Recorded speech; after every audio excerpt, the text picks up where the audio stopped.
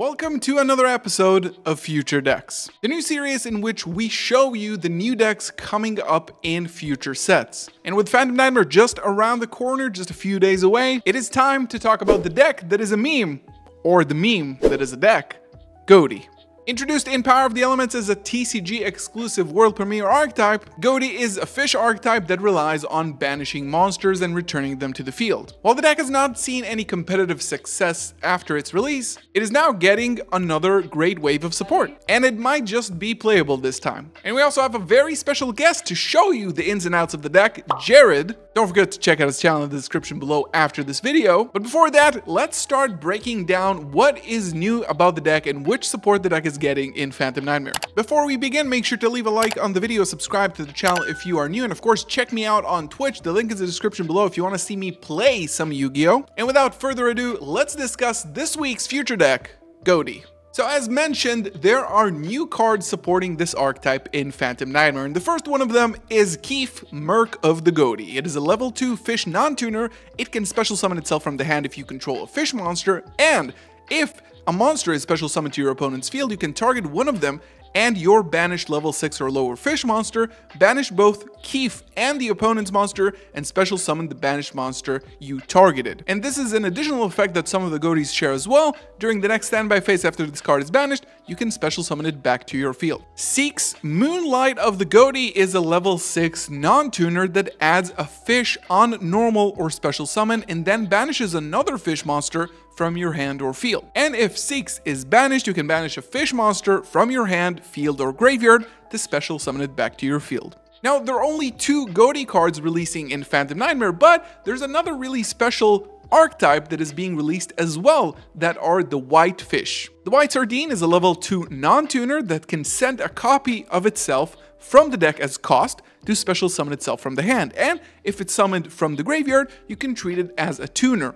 The White Sunfish, on the other hand, is a level 4 non-tuner that can target a level 4 or lower fish in the graveyard with the same name as a card you control and special summon both the Sunfish and the other monster. Now, if it's special summoned from the graveyard, it as well can be treated as a tuner. So you can already see the synergy in this, where you pitch a White Sardine from the deck to special summon the Sardine to your field, and then use the White Sunfish to bring back the Sardine and special summon itself, gaining you a level 2 monster, a level 4 monster, and a level 2 tuner. Now, these are the main support cards that are making the deck a little bit better in Phantom Nightmare, but this deck is starting to see some competitive play and some competitive success while using other strategies to complement it. Sprite, of course, is a strong level 2 strategy that works relatively well with the other level 2 monsters in the Ghoti strategy, and there's a lot of them, allowing you to spam out more monsters and enable more Synchro and Xyz plays.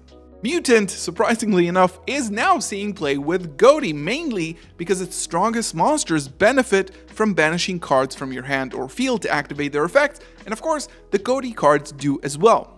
And lastly, Runic, another strategy that benefits from cards being able to cheat out other various level 2, 3, or 4 monsters, combining them with the many tuners of the Ghoti strategy to enable additional synchro plays as well. And now let's give the stage to someone who actually knows what he's talking about. I've invited Jarrid from his YouTube channel. Check it out, of course, in the description below. Make sure you subscribe to him because I absolutely love his content. I invited him to explain to you a little bit about the deck, the combo, and the overall strategy and how to navigate the new Ghoti deck. So, take it away, Jarrid. Yo, what's going on, guys? Jarrid here. Today, Galzo asked me to come onto his channel and talk about Ghoti a little bit for you guys and explain how the deck functions. I want to start by saying that Ghoti is actually a little bit of a unique deck. There's a lot of moving parts, and there is not one strict combo line to go into.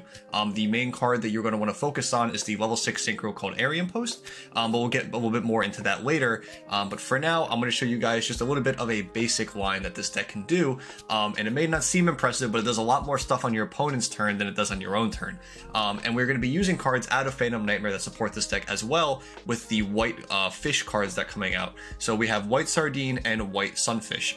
White Sardine special summons itself by sending another White Sardine from your deck to the graveyard, and then summons itself. So you cannot Ash Blossom this either. It is a cost, which is very nice.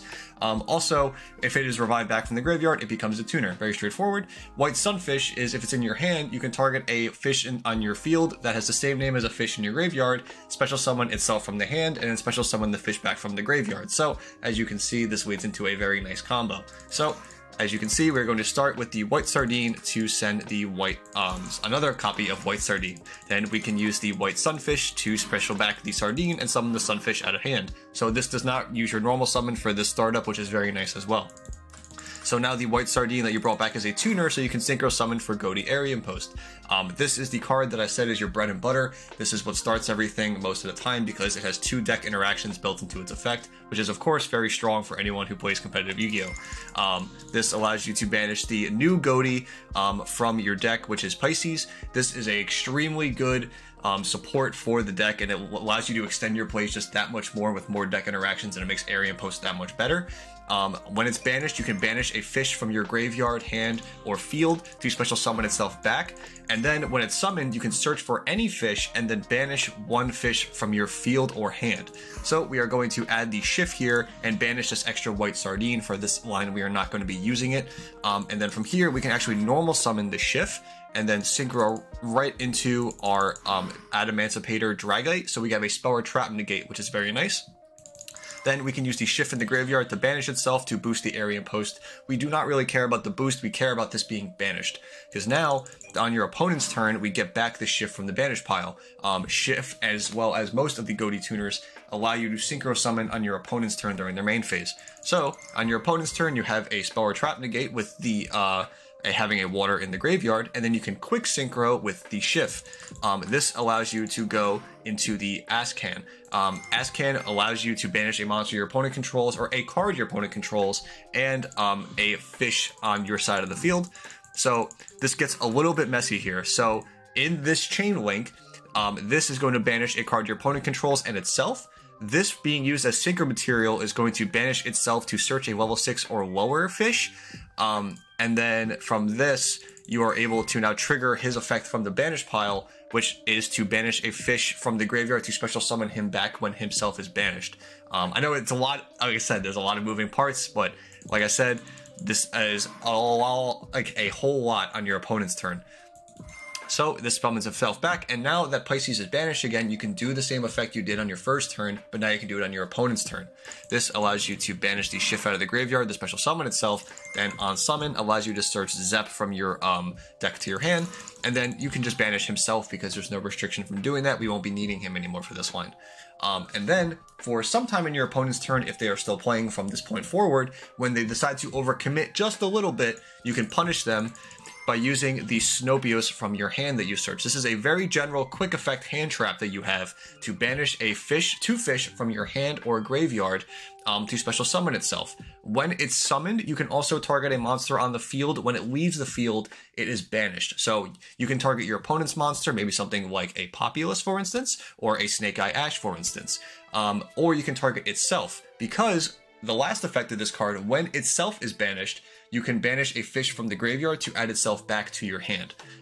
So you're going to be banishing the Sardine and the Zep to summon out the Snopios. Now the Zep triggers because when it is banished, it is the only tuner that immediately summons and synchros when it is banished, on your opponent's turn specifically. He is a different type of tuner monster than the other tuners for Ghoti, so keep that in mind. Then again, these will both trigger. You can now synchro the Ascan and the Zep to go into the Deep Beyond. This is the board wipe. This is the big banish that punishes your opponent super heavy, and especially good because you have it on command with this deck. Being able to use the Snopios and the Zep to be able to do this, to banish everything on the field, is huge. So now you banish the entire board and clear everything. From this point, you are able to banish the Zep to add back the Snopios for the following turn, and then that is going to be it for this combo line. So you ended with a spell or trap negate, a banish a card on the field, and then banish the entire field. Also, you end with follow-up with the Snopios, and then on the following turn, you get the Great Beyond back and the Shift. This is a very generalized combo for this deck. This can do a lot more with different cards in your hand. This is a very fish toolbox type of deck, in my opinion. And yeah, there's just a lot of stuff you can do with it. So overall, I hope you guys this helps understand Ghoti a little bit more. Thank you again for Galzo for having me on the channel. And yeah, I will see you guys later. And again, thank you so much to Jarrid for coming on and helping me with this video. I hope you learned something. And of course, if you want to learn a little bit more, again, check out his channel. Really good competitive Yu-Gi-Oh! TCG content. All those in-depth, sort of like rogue strategies and weird combos. It's all on his channel. So, of course, check it out. Thank you so much, Jarrid, for joining in. And, of course, guys, leave a comment down below. Are you expecting big things for the Ghoti strategy? Are you picking them up from Phantom Nightmare? Don't forget to leave a like on the video, subscribe, check me out on Twitch, Twitter, join our Discord. I'll see you in the next one. Peace.